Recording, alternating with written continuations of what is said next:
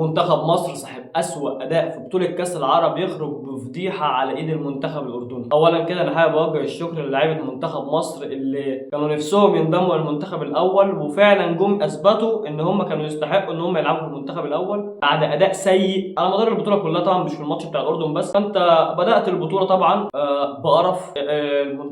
أداء المنتخب في البطولة دي مفيش بقى كوره، مفيش فنيات، ما تكلمنيش بقى في اي حاجه. ده لولا بس يعني ان ما ينفعش تشتم والكلام ده، كان هيبقى الشتيمه اي متاحه في الموقف اللي زي ده. حتى الشتيمه باينه على الجمهور في المدرجات اللي رايح بيساند لحد اخر ماتش ولحد اخر لحظه، وبرده مفيش اي فكر من اللعيبه ومفيش اي احساس من اي حد. انت النهارده بتبدا ماتش، المفروض ان انت تبقى داخل بشراسه وبحماس عايز تكسب، لان انت اصلا هدفك الاول ان انت داخل تكسب، عشان انت مش ضامن الماتش التاني اللي يحصل فيه. بدأت الماتش المنتخب الاردني هو اللي ضغط عليك، هو اللي بيروح على الجون، وفعلا في الدقيقه 19 المنتخب الاردني بيسجل عن طريق اللاعب الخطير بقى اللي عندهم، كابتن اسمه ايه، محمد حشيش. دفاعك ابيض، دفاعك واقف بيتفرج. لا دي مش لعيب الكوره، اقسم بالله دي ما لعيب الكوره. اللي حصل النهارده ده واللي حصل على مدار البطوله يثبت لك ان انت فعلا ورا خالص، ورا خالص. انت حرفيا النهارده منتخب النت عنده ضعيف، النت عنده عالي، اللعيبه مفيش. تلعب مع منتخب الاردن بيلعبك كانه البرازيل، كانه البرازيل حرفيا. مش كوره، وانت كل اللي انت بتعمله باصتين العب قدام كره، زي كل مره وزي كل ده لعبك على مدار البطوله. بل انت قعدت اول ماتشين بتتعادل مع منتخب الاردن ومنتخب الامارات ومنتخب الكويت، ودي لعيبه عايزه تروح المنتخب الاول، ودي لعيبه عايزه تلعب، ودي لعيبه مش عارف اتظلمت ان هي ما راحتش. انت اتظلمت انك لعبت كوره اصلا، انت خسرت تلعب كوره بادائك ده واللي حصل ده. خسرت تلعب كوره، وما حدش بقى يقول اصل كان بيقول لك النهارده ما ينفعش نشيل الكابتن حلمي طولان اصل جه قبل البطوله بشهرين. يا كابتن حلمي ادام انت مش قد ان انت تشيل مسؤوليه منتخب راح يلعب بطوله زي بطوله كاس العرب، ما تروحش، ما تمسكش البطوله وما تمسكش المنتخب. لكن ان انت داخل وان انت خدت في فتره زي دي، يبقى انت عندك حاجه هتعملها وحاجه هتنفذها، عندك فكر بقى ولا عندك خطه ولا عندك ايا كان، انت عندك حاجه هتقدمها. فانت عشان كده مسكت وقبلت التحدي. لكن ان انت تخش وتمسك وانت عارف ان لسه فاضل شهرين ومش عارف ايه، وتخش تخسر البطوله بالشكل العار ده، يبقى انت كده بقى ما تلومش الا نفسك وما تلومش الا اللعيبه اللي انت واخدها اللي لا تصلح انها تلعب كوره. في لعيبه لا تصلح انها تلعب كوره حرفيا. تلعب قدام منتخب الاردن بمنتخب نازل لك ب8 متغيرين على الماتش اللي فات اللي هو كان محتاج يكسب فيه اصلا، وبيلعبك زيك زي اي حد. البودله احسن من اللعيبه الاساسيين اللي عندك، اللي انت المفروض نزلت اللعيبه دي عشان تعوض النقص مثلا، او تعوض الماتشات اللي فاتت، العار بتاع الماتشات اللي فاتت. ودي اللعيبه بقى اللي هتعمل الفرق عنك. لا هم نفس كل حاجه، وهي نفس الاداء ونفس القرف اللي بيحصل في الملعب ونفس الخرا اللي في الملعب، هو نفس كل حاجه. بس احنا لعيبه محترفين ولعيبه مش عارف ايه، وفالحين بس نطلع اسامي ميسي ومش عارف ايه، مصطفى سعد ميسي ومش عارف مين ميسي ومش عارف مين ايه ومش عارف مين ايه. لكن كوره ما بنعرفش نلعب كوره. فانت النهارده بتلعب قدام منتخب المفروض ان هو اصلا مرتاح ومش محتاج المكسب ده في حاجه، لان هو كده كده صعب، وانت محتاج ان انت حتى تتعادل وتشوف نتيجه الماتش الثاني. انت حتى التعادل ما عرفتش تعمله، يعني انت حتى التعادل اللي كان هيكسبك او اللي كان هيصعدك لو المنتخب الثاني منتخب الامارات لو كان يتعادل مثلا ولا حاجه وانت تعادلت فانت كنت صعدت. انت حتى التعادل ما عرفتش، انت طالع بفضيحه، فضيحه واداء عار. يعني يا ريتك لعبت وخرجت، انت طالع بفضيحه واداء يعني يقرف. اللي بص انا مش والله الواحد متضايق طريقه لا تطاق. تلعب ماتش زي القرف، نفس القصه. انت حتى الماتشين اللي فاتوا كنت مستحوذ بلا اي شكل وبلا اي خطوره. الماتش ده انت لا مستحوذ ولا ماسك كوره ولا عارف تلعب ولا عارف تقف ولا عارف تتمركز ولا عارف تعمل اي حاجه. تلبس جون في الدقيقه 19 تقول خلاص بقى، في عز ما الناس بتقول يعني يا ريت تحاول تجيب جون في الوقت ده بقى في الشوط الاول عشان تلحق في الشوط الثاني تخش يبقى عندك فرصه، يبقى عندك دافع ان انت تجيب جون وتكسب وتتقدم والكلام ده. لا هوب بيلبس الثاني في الدقيقه ايه 41.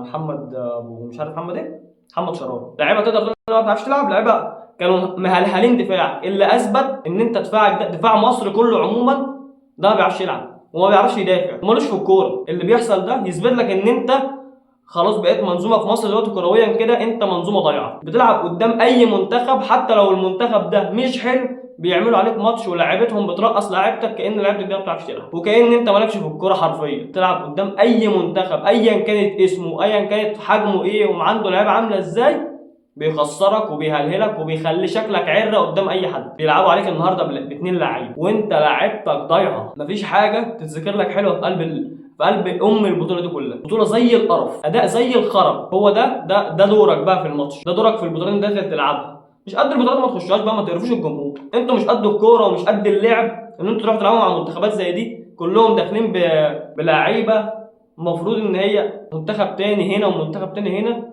وانت عندك اللعيبه دي كانت نفسها انها تروح المنتخب الاول عشان تلعب وتشارك ومش عارف ايه، واحنا اتظلمنا. انت مش عارف تلعب في بطوله فيها منتخبات تاني، هتروح تعمل ايه مع دول؟ طبعا الشوط الاول بيخلص، الناس تقول بقى يمكن يبقى في شويه احساس ولا يبقى في دم، وتنزل الشوط التاني تعمل اي حاجه ويبقى يظهر لك اي شكل. كل الكور اللي بتجيلك الكور السهله ضيعها. الكوره جت لمروان حمدي ولا لحسام حسن في ال 18 راجل والحارس متقدم، انت محتاج تلمسها لمسه بس، تحطها فيه تلمسها لمسه، لا هوب كرة فوق العرض. يا كابتن انت مهاجم يعني المفروض دي بتاعتك. ما احنا ما بنعرفش نجري عشان ما بنعرفش نرقص، ما بنعرفش نجري، ما بنعرفش نباصي، ما بنعرفش نهاجم، فاحنا بنلعب. امال ايه لعيبه الكوره؟ انت لاعب الكوره عندك يعني بيعمل ايه؟ طيب بيعمل اعلان؟ هو ده اللي احنا فاتحين فيه طول ال 90 دقيقه، ما بتعملش اي حاجه، ماسك لي كوره على الفاضي، وهم الهجمه اللي بيروحوا بيها بيوقفوا قلوب الناس.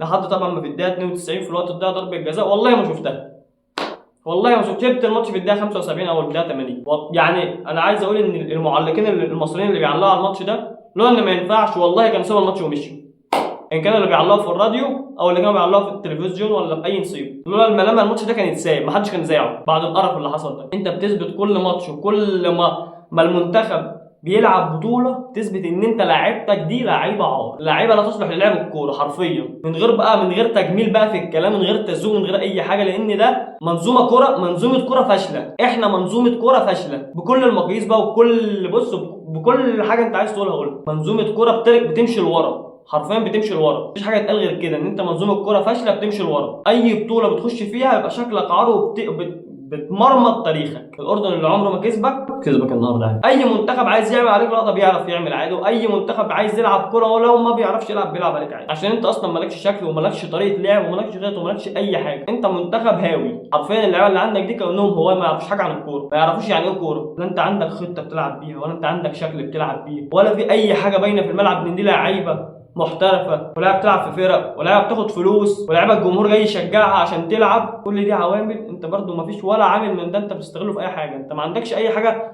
تقدمها للناس اللي جايه تتفرج دي اصلا. انت خساره فيك اصلا ان الناس دي تيجي تتفرج عليك وتشجعك اصلا، وده بان من تشجيع الجمهور بعد الجون الثاني ما دخلوا في الشوط الثاني، بان من الكلام اللي الناس كانت بتقوله وان الناس كانت بتعمله والهتافات اللي كانت بتعملها. الناس زهقت، الناس كانت فعلا حرفيا زهقانه، الناس مصدومه من الاداء اللي شايفاه. احنا بنلعب مع منتخبات ما بنلعبش مع منتخبات يعني ادينا شايفين المنتخب السوري والفلسطيني الاثنين اللي الدنيا عندهم بايظه وعندهم مشاكل، بيكسبوا وبيصعدوا من مجموعه فيها قطر وفيها تونس. احنا لو كنا دخلنا بقى مجموعات زي دي بقى كنا متنا، كنا ممكن كنا نتغلب الاربع ماتشات مثلا من 3 عشان احنا منتخب ضايع فعلا. منتخب ما فيهوش لعيبه حرفيا، كل واحد فاكر نفسه ان هو احسن واحد في الكوكب، هو ما بيعرفش يلعب كوره اصلا. بلح العيال النهارده بتلعب بيك لعبه كانك منتخب ناشئ، دي كانها بطوله ناشئين وانت داخل بالناشئين بتوعك، يمكن حد دول مش ناشئين، فانت منتخب داخل قدام تلعب قدام منتخب الاردن، منتخب فعلا هلهله بلغه الشارع بقى. عارف انت كده لما واحد بيجي تلاقيه ماسك واحد كده عمال واخده شمال ويمين وفوق وتحت وكباري وترقيص وبتاع، ده اسمه هلهله كده. انت منتخب واقع، منتخب بيلعبوا عليك باتنين لعيبه، وعايزين نروح نلعب بطولات كبيره، عايزين نروح نلعب في بطولات تانية. اداء زي القرف، ماتش زي الخرا، بطوله زي القرف. على اتحاد كوره يا رب بقى ياخد باله من اي حاجه ويحاول يحسن بقى في اي حاجه. ده لسه الفضيحه جايه بقى، وهنشوف بقى المنتخب الكبير في بطوله افريقيا. ماتش زي القرف واداء زي القرف وحاجه يعني اقسم بالله كوره دي ما ينفعش تتقال على كوره. المفروض انت بعد اللي بيحصل فيك ده منظومه الكوره دي تتفور، منظومه كامله كده تتفور. اللي بيحصل ده اللي انت عملته التاريخ اللي احنا اصلا بنتكلم فيه لحد دلوقتي عشان احنا واخدين افريقيا مش عارف قد ايه وكم مره ورا بعض ومش ورا بعض، كل ده انت بتمسح بيه الارض دلوقتي. كل تاريخك ده انت بتهينه دلوقتي قدام اي منتخب بتلعبه في اي حته بقى، اسيا بقى افريقيا مش عارف ايه، اي نيله بيخش يديك على وشك وبيخش يلعب عليك كوره وبيلعب. بص كانك بتلعب منتخب البرازيل. انت دلوقتي بقى بيقول لك المنتخب اللي قدامي ده منتخب جامد، لا هو مش منتخب جامد، انت منتخب ضايع. المنتخب اللي بيلعبك مش جامد ولا حاجه، انت منتخب واقع عادي، وده باين في اي حاجه قدام اي حد. يعني مش منتخب الاردن بس هو كسبك عشان انت منتخب واقع وهو جامدين، لا منتخب الاردن كسبك وكان الكويت هيكسبك وكان الامارات هيكسبك عادي برضه، مفيهاش اي مشكله. فانت منتخب كده مالكش شكل قدام اي حد كبير او صغير، مفيش احترام لتاريخك. ادي اللعيبه اللي المفروض اللعيبه دي كلها رجلها في الملعب، واحد زي قفشه ده اصلا ما بيلعبش، طب تعمل بيه ايه؟ ناسي الكوره، قفشه ده خلاص نسي الكوره، والباقي كده اللي بيلعبوا ناسيين الكوره هم. الدنيا كده بايظه، يعني انت مفيش حاجه بقى تذكر في البطوله تقول انت عملت حاجه حلوه ولا عملت حسنه. العب عارف انت بقول لك احنا لعبنا وخسرنا، ياه الدنيا عندت معانا، ده انت ولا لعبت ولا اتنيلت ولا عملت اي حاجه، انت جدا انت حتى مش ضيف شرف في البطوله. طلع لك نقطتين بتضلين قدام منتخب الامارات ومنتخب الكويت. منتخبات ما عندهمش الا فلوس، ما عندهمش كوره، مجنسين ومش عارف ايه، وانت ما عندكش ناس. عن حاجه يعني استغفر الله العظيم، والله العظيم حاجه تقرف، وكوره تقرف، وخساره. ده الواحد خساره والله، خساره فيهم الباقه اللي انا اتفرجت بيها على الماتش كوره. حتى ما فيش هارد لك. الهارد لك دي يعني خساره حتى فيكم ان انتم منتخب ما لعبش، خساره فيكم الكلام، والله خساره فيكم الكلام الحلو ده، خساره فيكم التشجيع اصلا على كل اللي بيحصل ده، على كل العبط اللي عمال يحصل والعته اللي بيحصل ده. نشتغل على الكوره اكتر من كده عشان الكوره بتقع وانت ضايع، عشان المنتخبات بره عماله تتطور وعماله تعلى وتروح وتيجي، وانت بسم الله ما شاء الله عمال تنزل، كل مره بتنزل اكتر من المره اللي قبلها. فالحمد لله بقى انت تروح، الحمد لله بقى ده اخر ماتش خرجنا بقى ده مشرف. لو انت بقى ايه عارف، انت في منتخبات بتبقى داخل ضامنه ان هي خرجت بس بتكسب اخر ماتش كده، او بتكسب ماتش اللي هو ايه يعني عشان حفظ ماء الوجه ولا حاجه، احنا كسبنا ماتش بالحب. لا، انت خرجت بسم الله، انت المنتخب الوحيد اللي بتعرف تكسر كل القواعد. تخش تبقى المفروض ماتش تكسبه كده وتلعب مع فرقه ضعيفه تكسبك عادي. وان انت ماتش داخل تلعب قدام فرقه ضعيفه، مثلا ماتش عايز تكسبه، ادي ماتش هو محتاج انك تكسب الاردن عادي مش البرازيل، والحمد لله خسرنا والماتش خلص 3-0. منتخب الاردن لعب النهارده بالكوره حرفيا زي ما الكتاب قال. منتخب وراك قد ايه ان انت منتخب ضايع، وقد ايه انت منتخب عندك نواقص كتير، وما عندكش اي حاجه تذكر في الكوره، وما عندكش اي حاجه تحصل. فيعني اعمل لايك واعمل سبسكرايب عشان ما يبقاش خراب من كل ناحيه. سلام.